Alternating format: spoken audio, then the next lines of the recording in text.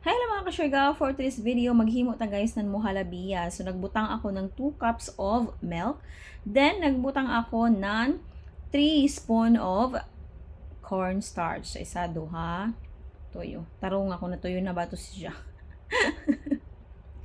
Okay, dato na ikatuyo. So, 3 spoon of cornstarch. Tapos, 2 spoon of sugar. Okay, white sugar dyan siya guys.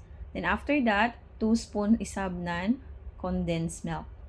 So, grabe ini kasikat diri sa Middle East guys. Pag Ramadan, maghimugod sila nan mohalabiya mga madi. So, after that mga madi, diya tagtawag na orange blossom water. So, gamay ra dyan, 1/2 teaspoon ra. Di lang makita dito na isa kuan sukon.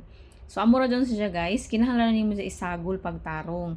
Dapat gazud imo siya ma-dissolve para dili siya mo pikit pag imo na siya isalang. So, amo na siya mga madi natin. Isalang na natin siya mga madamski. So, dili gazud nimo guys, undang ng pagtuyok-tuyok sa siya guys, pagkutaw-kutaw hangto di na maing-ana ang iya consistency mga madam. So, mura to guys, sa mga kababayan ako na ini diri sa Kuwait, try ni mo halabiya mga madam kay paborito gazud ini nila. Thank you so much for watching!